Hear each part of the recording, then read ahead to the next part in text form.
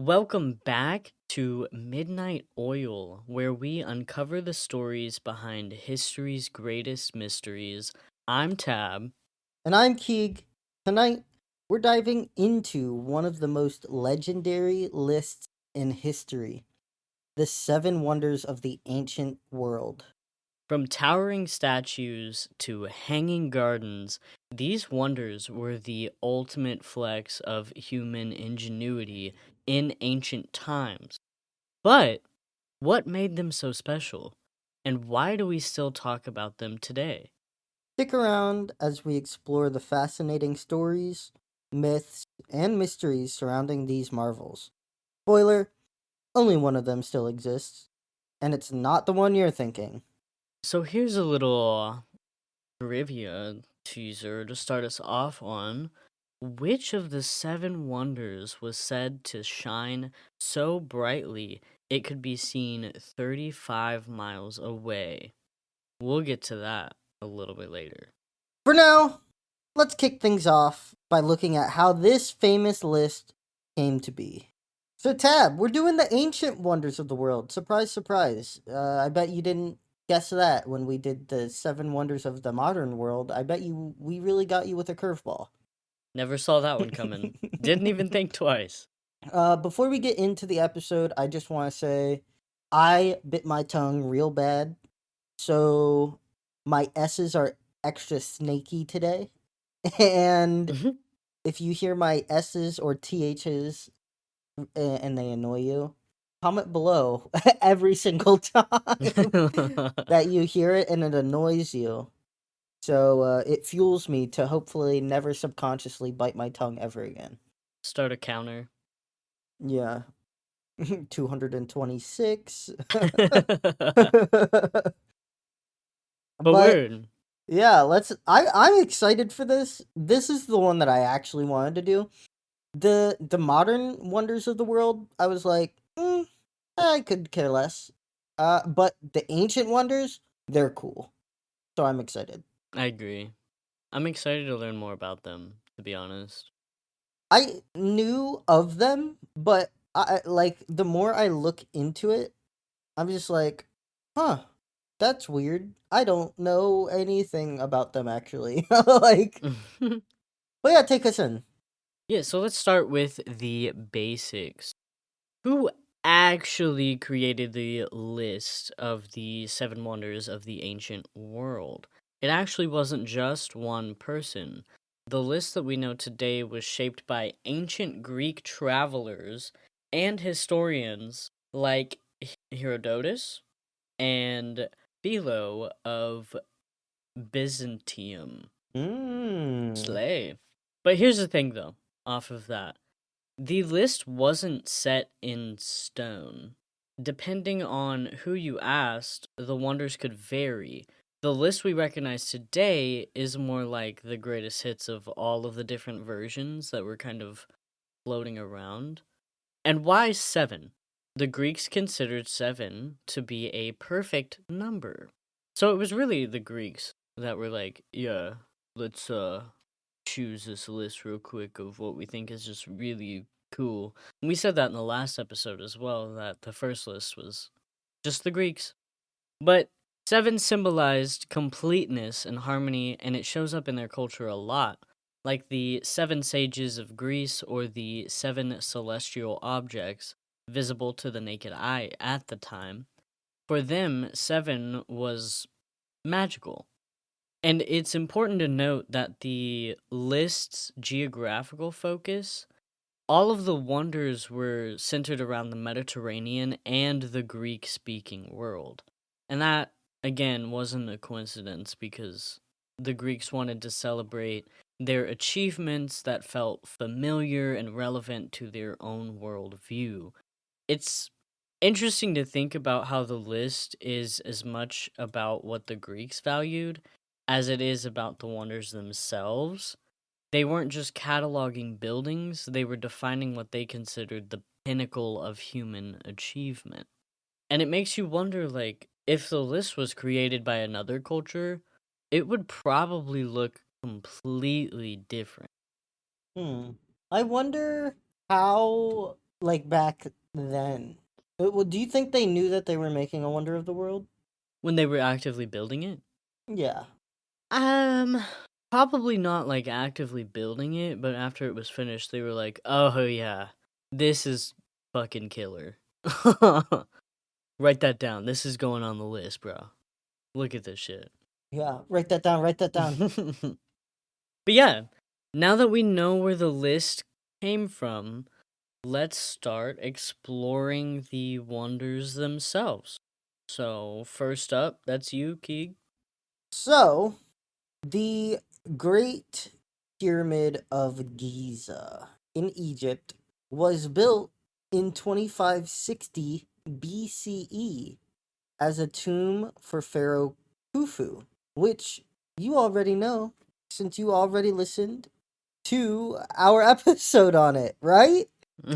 I'd hope so. This ancient wonder is the oldest and only surviving structure from the original list. And originally, it was covered in polished white limestone. And the pyramid would have gleamed brighter than the sun, visible from miles away.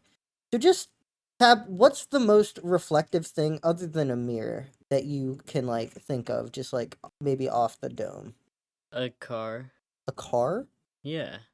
Like metal. Oh, I see. Yeah. Um, yeah, you're not right. Yeah, I mean, you're not wrong. You're right. I was thinking like water, Oh, but okay. Yeah, I fair enough. respect that. And you know what? I'm just gonna say it. The fact that it was that reflective and that like bright back then is crazy. Maybe that's why people thought that aliens back then did it or something.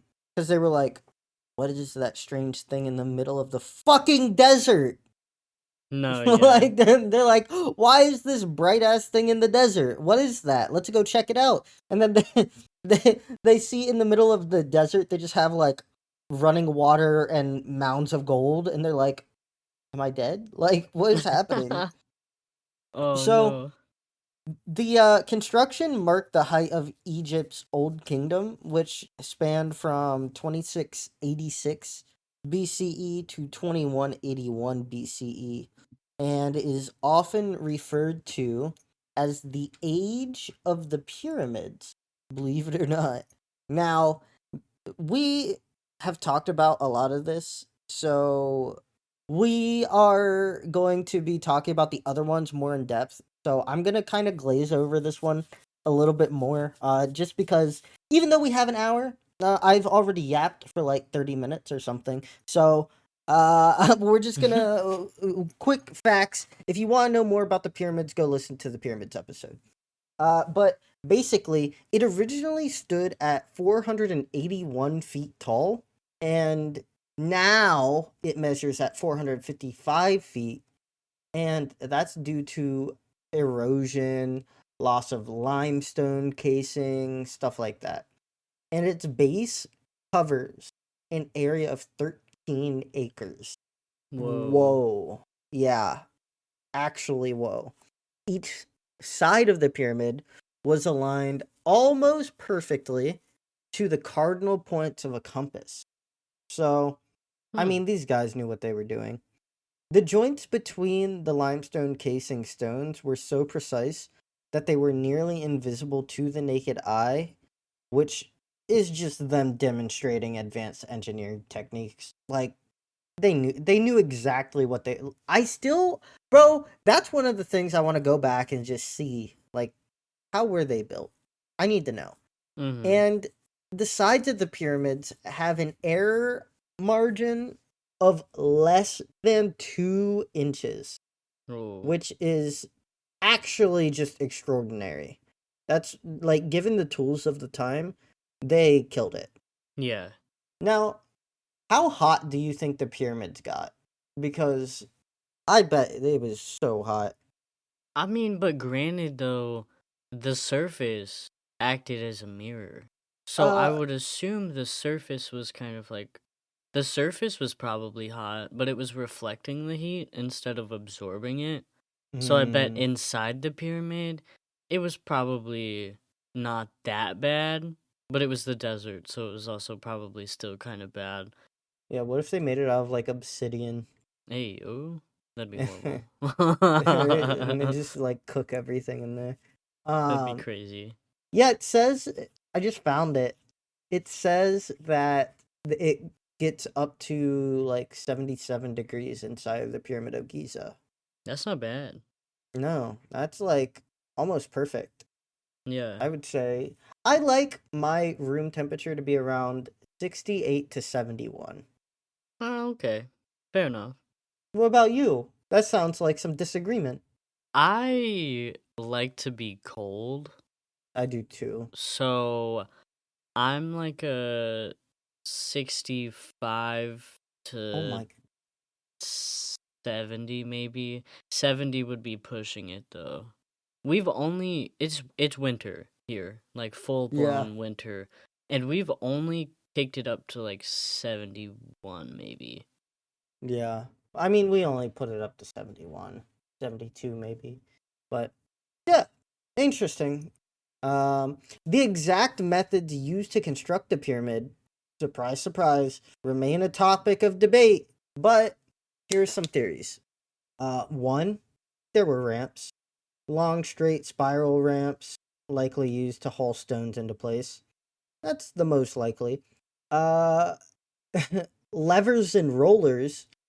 Wooden rollers and levers may have assisted in moving the and lifting the heavy blocks, which, also makes sense. These guys were engineering masters, so Yeah. I'm sure they knew what they were doing. And then the labor force suggests that 20,000 to 30,000 workers, not slaves, allegedly, at least that's what we found out. And that's how many people were involved, including skilled laborers, architects, seasonal workers, and those who contributed during the Nile's annual flooding period. Hmm. So, contrary to early assumptions, workers were not slaves, but likely paid laborers who lived in nearby worker villages.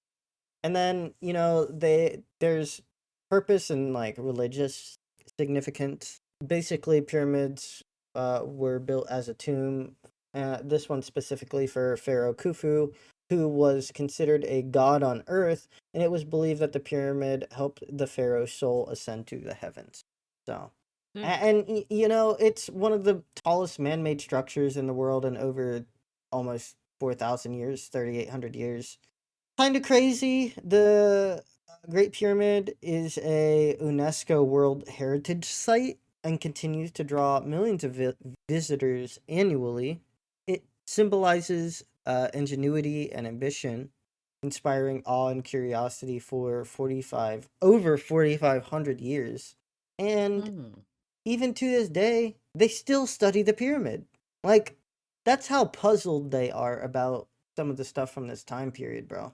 Last thing, little fun fact, the Great Pyramid once had a gold capstone known as pyramidion that reflected sunlight and made the structure visible from miles away. Anyways, now that I have taken the entire podcast, how about them pyramids? Yo. No, but obviously that's the one that like we all know about because it's still around.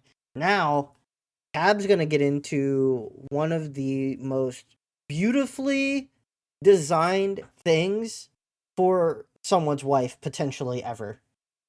Yeah. That may or may not even be real.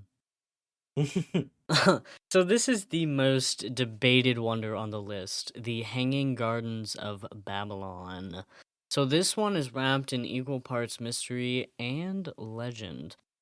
The story goes that King Nebuchadnezzar II, who ruled Babylon in the 6th century BCE, built the gardens for his wife, Emitis, potentially. She was from the mountainous region. The flat, desert like landscape of Babylon didn't feel like home to her. So, Nebuchadnezzar, being the ultimate romantic, supposedly created this lush terraced garden to mimic her homeland. But what made these gardens so special? Well, they were said to have been filled with exotic plants and trees arranged in terraces that rose like a green mountain. Ancient accounts described advanced irrigation systems that carried water from the Euphrates River to the top of the terraces, basically the ancient version of a drip irrigation system. But here's like the big catch of it all. Did these gardens even exist? Because there's no definitive archaeological evidence for them, and some historians think that they might just be a myth. So, while they're mentioned in ancient texts, including Greek historians like Strabo and Philo, the descriptions are often secondhand. Some scholars believe the gardens were confused with similar structures in other Mesopotamian cities, or were simply a symbol of Babylon's greatness rather than physical reality. So it was like ancient PR for Babylon, basically. But here's a little fun fact. Did you know some researchers think the Hanging Gardens might have actually been located in Nineveh and not Babylon? A different king, a different city, but the same vibe, basically. But that would explain why no one's found them in Babylon. But either way, the idea of the Hanging Gardens has captured imaginations for centuries, and that's what made them so fascinating. But let's keep this list going with another wonder, Keeg. Oh, I wonder what it could be. No. Hey, yo. Oh That's crazy. no. Oh no. I'm getting canceled for cringe. Oh, no. No, but we're gonna fly on over to Turkey to the Temple of Artemis at Ephesus.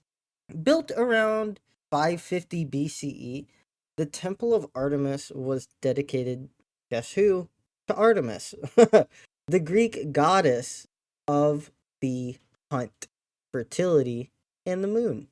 It was located in Ephesus, a thriving city in what is now modern day Turkey. The temple served as a religious sanctuary, a center for worship, and a symbol of the city's wealth and cultural importance. Now, it was huge.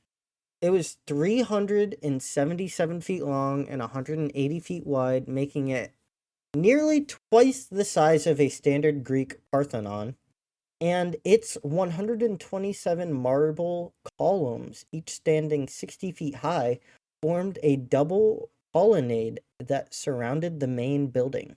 Now, there's a lot of details for this, and it's it's possible we do an episode on each of these because there's a lot of information about them and a lot of books and stuff written about them. But and it's hard to just break a wonder down in 4 minutes. That's tough. They're each 60 feet high, like I said, and they were adorned with intricate carvings depicting scenes from Greek mythology. And the roof was made of tiles supported by an advanced truss system that showcased the architectural ingenuity of the time. Now, the temple was not just a place of worship, but a hub for commerce and social gatherings. And Artemis was seen as a protector in Ephesus, and her temple became a pilgrimage site for devotees from across the ancient world.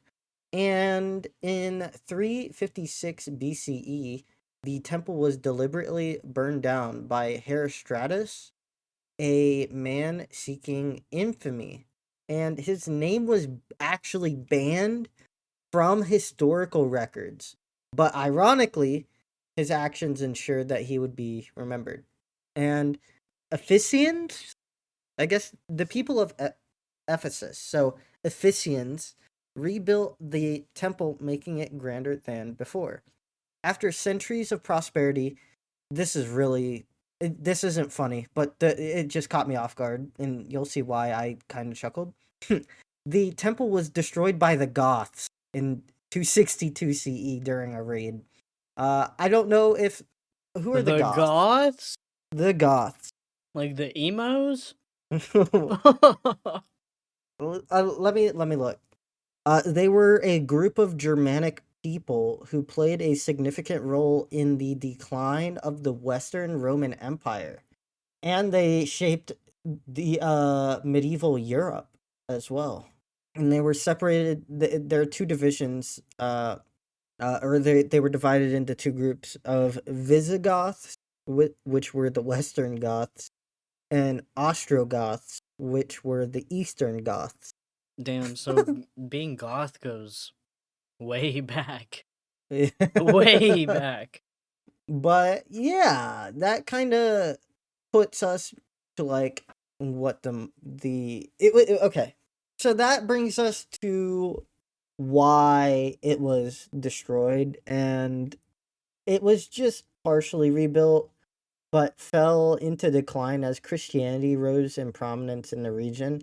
And by the 4th century CE, it was permanently abandoned after being dismantled by Christian zealots under orders from Emperor Theodosius I, who sought to suppress pagan worship. So yeah, Hmm. little remains of the temple except like a single reconstructed column and some scattered ruins. And archaeological digs in the 19th and 20th century uncovered parts of the temple's foundations and some of the decorative elements, which are now displayed in the British Museum in London. So, pretty cool. And despite its physical loss, the Temple of Artemis remains one of the most like celebrated architectural achievements of the ancient world. That brings me, because we were talking a little bit about the ancient culture, right? Let's talk about these statues from back in the day. They're beautiful. Yeah. Specifically, one that Tab is going to talk about that also happens to be a wonder of the world. Yes. The statue of Zeus at Olympia in Greece. So this was more than just a statue. It was a symbol of divine power and artistic genius of ancient Greece. Standing at about 40 feet tall, the statue depicted Zeus, the king of the gods, seated on a massive throne. It was crafted by the sculptor Phidias around 435 BCE, and it was made from ivory and gold, which gave it an almost otherworldly glow. But why was it built in Olympia? Well, Olympia was a major religious site, home to the Olympic Games, and the temple dedicated to Zeus.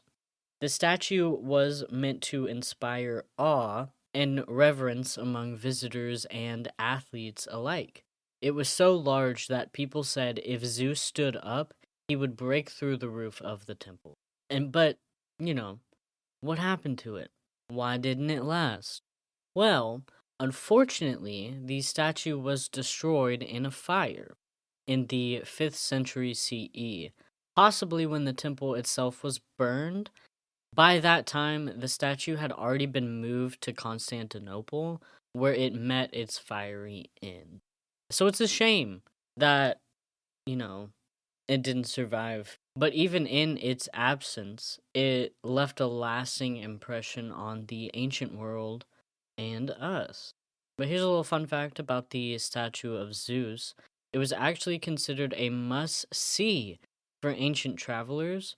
The Greek writers often compared seeing it to a spiritual experience, like standing in the presence of a god, which is kind of funny because it was a statue of a god.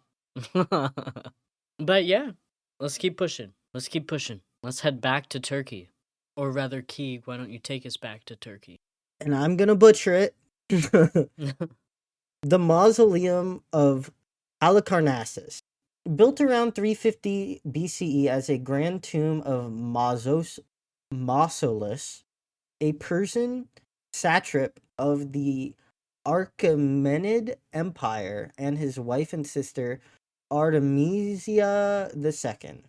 Known for its combination of Greek, Egyptian, and Lycian architectural styles and adorned with intricate sculptures.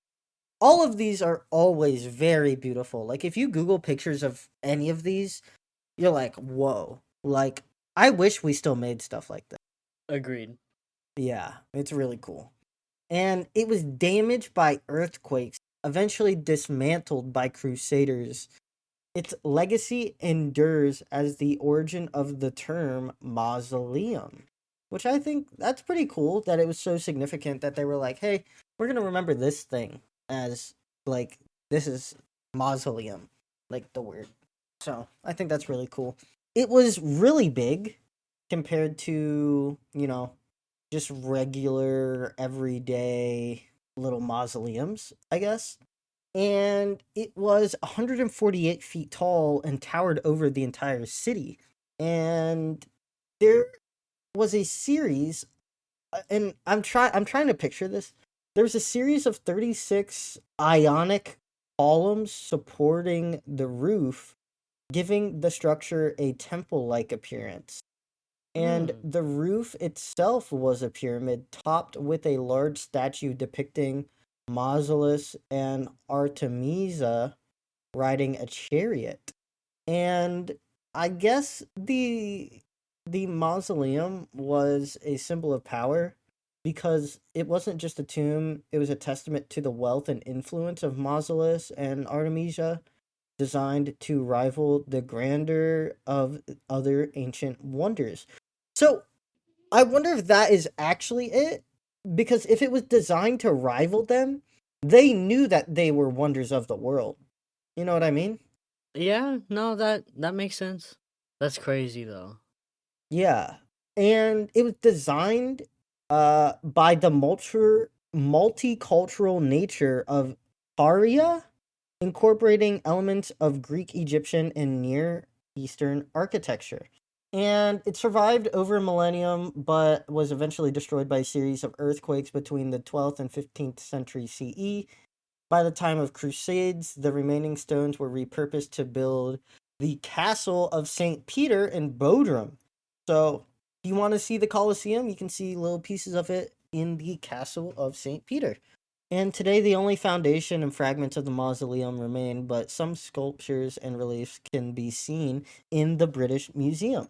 And, it's just like that. That's it. That's the mausoleum. Damn, okay. Yeah, the mausoleum, if you look up like pictures of like what it potentially looked like, it's beautiful. So I would like to go see it. Anyways, take us to what wasn't the Roman Colosseum? Is that not a wonder? It's a modern one. We did say that, didn't we? Yep. Why is it not an ancient one? Maybe it was too new back then. Wait, didn't the Greeks and the Romans like not really like each other? Or am I tripping Uh about that? yeah, they fought in like Oh, a okay. series of wars. Then they were Yeah. probably like, yo, fuck that Coliseum. We got better shit over here. Yeah, that's fair. So that brings us, after speaking about sculptures and architecture, take us to Greece because there's a pretty cool statue over there. Yeah. So now we're back in Greece with the Colossus of Rhodes. This was a wonder that was as bold as it was brief. This 108-foot bronze statue of the sun god Helios stood at the entrance of the harbor of Rhodes, welcoming sailors from around the world. So basically, it was like an ancient version of the Statue of Liberty. But why did they build it? Well, the Colossus was built to celebrate a military victory. Around 305 BCE, the people of Rhodes successfully defended their city against a siege by the Macedonian King Demetrius the First. To commemorate their triumph, they decided to go big. Literally. And when I say big, I mean massive. It was one of the tallest statues of the ancient world. But how did they even manage to construct something like that back then? Well, the engineers used an iron and stone framework to support the statue, then covered it with bronze plates. The statue took about 12 years to complete, and it stood tall, shining in the sunlight for just over 50 years before disaster struck. Boom.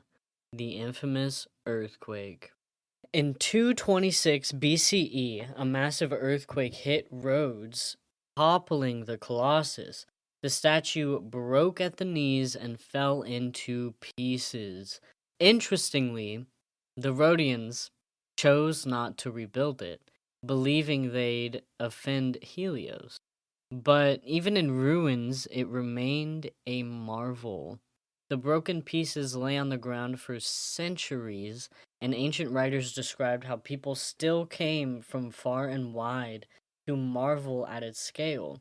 The bronze was eventually sold off by invaders, so nothing remains of it today. But here's a little fun fact. A little fun fact for you. Did you know that the pieces of the Colossus were so massive that it supposedly took hundreds of camels just to transport the scrap metal after it was sold off? Like, that's insane. But the Colossus might have had a short life, but its legacy as a symbol of resilience and creativity has stood the test of time.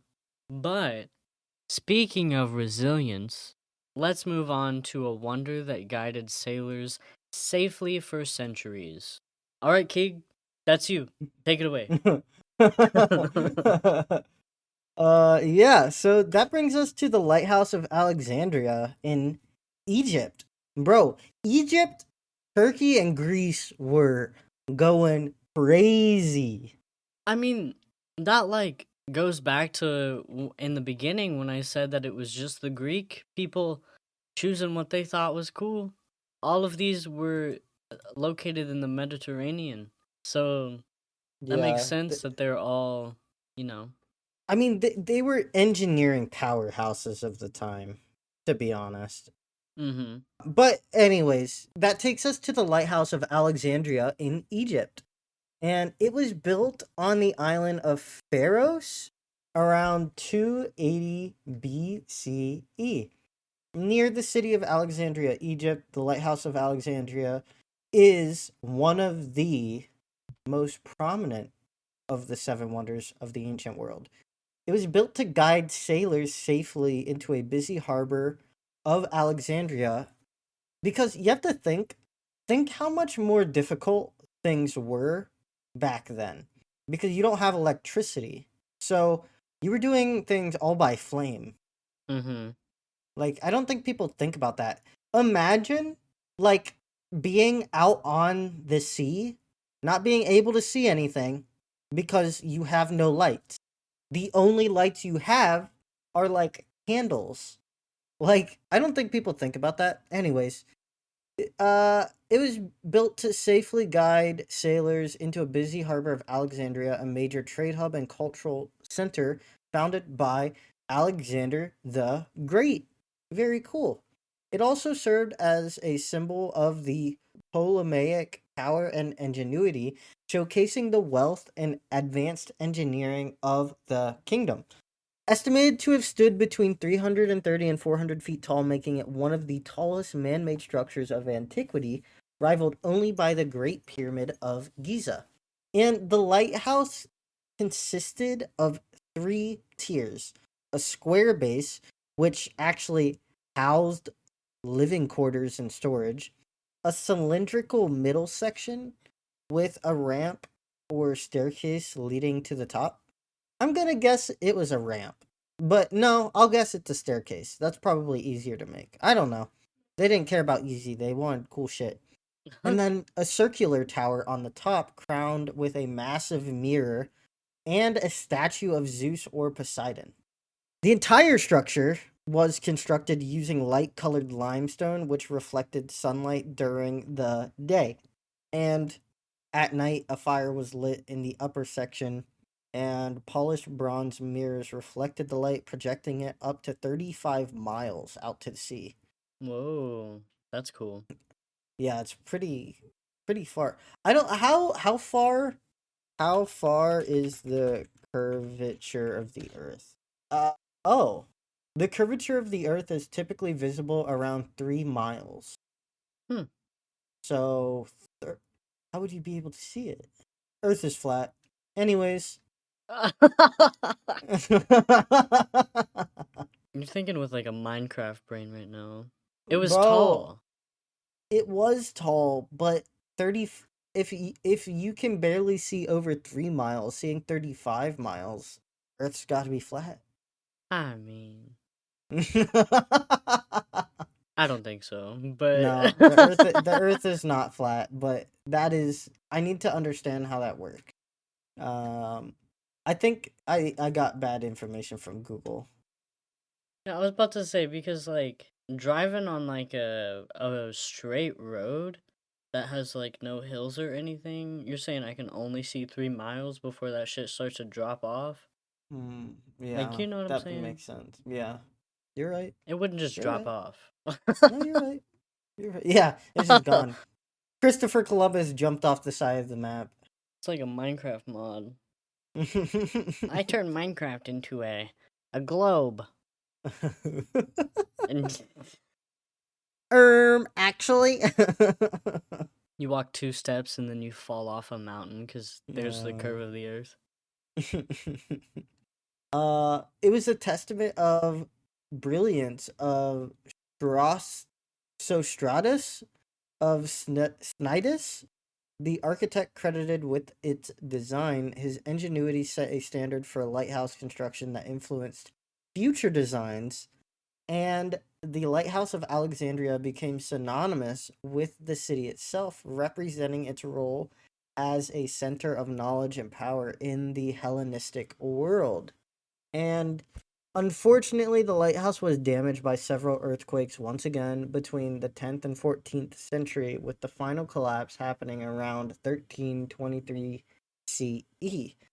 Some of the remains were later repurposed in the construction of Kite Bay Citadel, which now stands on the site. And while the original lighthouse no longer exists, underwater excavations near Pharos Island have uncovered part of its foundation and fragments of the structure. Hmm. Whoa.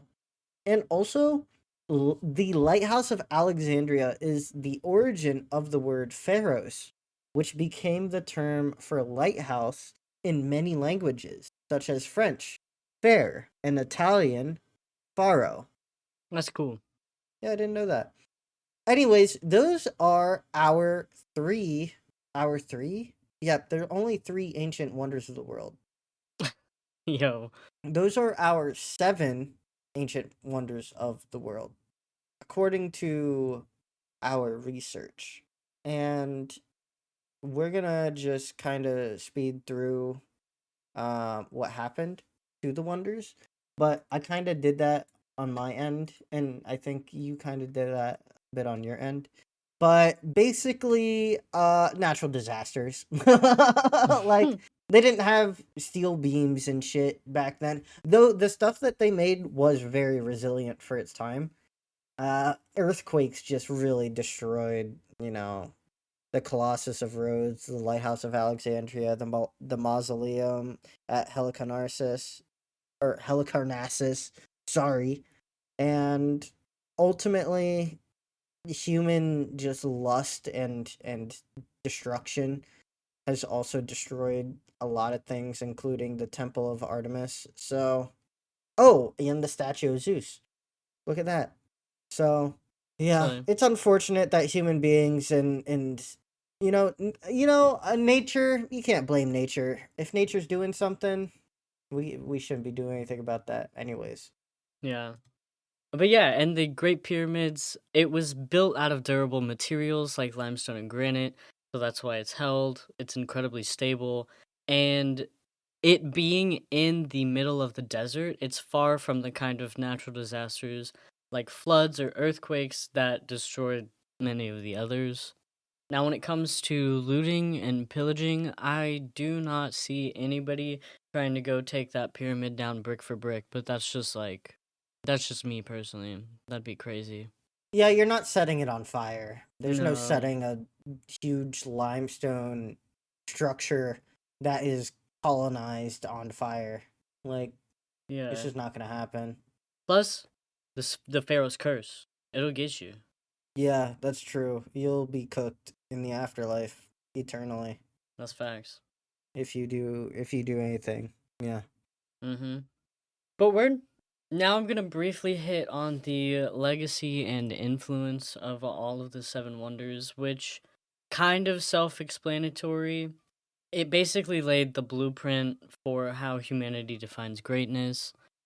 People were writing about it, ancient writers like Virgil and Dante, they reference the wonders in their works, using them as symbols of human ingenuity and ambition. And they also have been reimagined in art, like in paintings, sculptures, and of course, films. We've all seen stuff like that. Of course, it also influenced the architecture that we see today, especially structures like the Great Pyramid and the Colossus of Rhodes. We can see these in modern monuments. Think about the Statue of Liberty or even the Sydney Opera House. Both of those are designed to evoke that same sense of awe that we had once gotten from these ancient wonders. And interestingly enough, this is probably a given. I feel like most people, if they really put their brain to it, they could, figure this up. But even though this was a modern wonder, modern stadiums are actually inspired by the Roman Colosseum. So, I mean, I feel like that's just like a no-brainer, but Mm, figured I'd throw that in there real quick. But yeah, they're great feats of engineering. One has stood the test of time. The others live on with a legacy that they display in art. But yeah, that's all for the legacy and influence. Do you want to take us out? yeah. Let's switch it up a bit. So, from towering statues to mythical gardens, the seven ancient wonders of the world remind us of a time when humans pushed the limits of creativity and engineering. And even though most of them are gone, their legacy continues to inspire awe and wonder to this day. And now it's your turn. What is your favorite ancient wonder of the world, or is there a wonder you think should have been on the list? Something maybe we don't know about, or something you just think that is worthy of being a wonder of the world? Let us know on any of our socials, or drop us a comment. But yeah, now it's time to get into our Patreon question before we fully close out. Do you want to pick or do you want me to pick? Do we want to just do both of them since we only have two left? Yeah. I mean, they're both from Agrode slash Zaid. Shout out already. Let's do it. You can pick one. All right. So the first question is, what is your favorite country? Hint: only one right answer. Favorite country? Japan. The cultural significance in Japan is just outstanding. The vibe of Japan and originating Japanese people, they just have a different aura about them. It's very peaceful and a bunch of very calm, anxiety reducing, relaxing techniques stem from Japanese culture. And on top of that, they make really cool stuff. They're more efficient with the things that they do, and it's just much safer over there. Um, Now, that's not to say that other countries aren't better or worse or anything, because I think all countries have, their their pros and cons, but that's my take on it is, and I'm also probably undereducated. I don't know how many countries I can name, but it's not all of them, so I don't know enough about every single country to really pick. Fair enough. Yeah. What about you? I have to go with Germany just Mm. because my partner's mom brings snacks all the time, and Germany snacks hit. They Really? hit. Do you have any like right now? I do, yeah. What are they? Like, can you describe one of them? There's one, it's in like a little plastic container. They're very, very small, probably the size of like a quarter. Maybe the size of like a half-dollar coin. Okay. And they're shaped in stars. And they're like little gingerbread, but they're also infused with like fruits. And they have just a little bit of icing on the top. Couldn't tell you Mm. what they're actually called, but they bang. So good. They're so good. Boom. Interesting. No, I need to order some then. Are they orderable? Can I order them? So, some of them, yes, but some of them are banned in the US. Specifically Why? the Kinder chocolates. I What? fuck with the Kinder chocolates. Why? Why are they banned?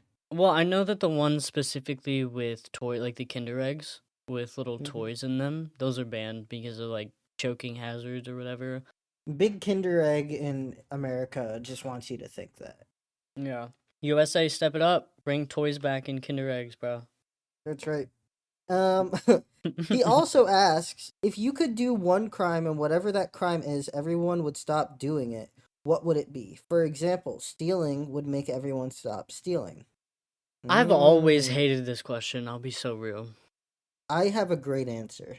I think it's the perfect answer, actually. The perfect answer? I think it's the perfect answer. At least it would solve a large amount of problems. So, for me, I need the FBI to tune out of this one real quick. I would lie in court. Oh, Therefore, lying in court would never happen again. Therefore, we would always know something is the truth. that's crazy. That's what I would do. So you could be like, all right, did you kill this man? Yes, Your Honor, I did. Okay, well, you're going to jail. Like, oh, you didn't kill this man? Oh, well, we have to keep looking. Like, imagine how quick and easy. Well, you wouldn't need lawyers anymore. True? No extreme lawyer fees. None of that. At least not for Ooh. stuff like that. But No, I got a good one. okay, let's hear it. Okay. I had to look up a list of crimes, to be so honest with you. So one I would cyberbully. I would. Mm. Cuz that's a crime. And just so never I could have a peaceful league match, honestly. Oh man. And then maybe honestly, You said and Tab's still nah, going. Tab's yeah. still committing crimes. I'm a criminal. What can I say? Honestly, cause see, I wouldn't do any of the major crimes because those are scary, and I'm not built like that. Oh, I would get involved in a pyramid scheme, cause you know those things fucking suck. Nobody could scam you into a job ever again. Like, come on. Mm, A pyramid. I think pyramid scheme is my final answer. interesting. Everybody will stop doing pyramid schemes. That means a lot of these stupid fucking jobs will stop existing. Because you That's know true. damn well there's a lot of them. Technically, like, realtors, like, those firms, technically Mm-hmm. those are a pyramid scheme if you really think about it. So, the day that I commit a pyramid scheme and everybody stops committing pyramid schemes, there will only be single realtors. They won't belong to a big company or anything. And I think that would be Mm. huge. Just single people doing their thing rather than belonging to a big firm. Mm. But yeah, thank you guys for joining us. That's our Patreon segment. Thank you to our Patreon members. We got Tab Mom, we got Tab Partner, we have Keegan Partner, we have Zadie Wadey. That's it.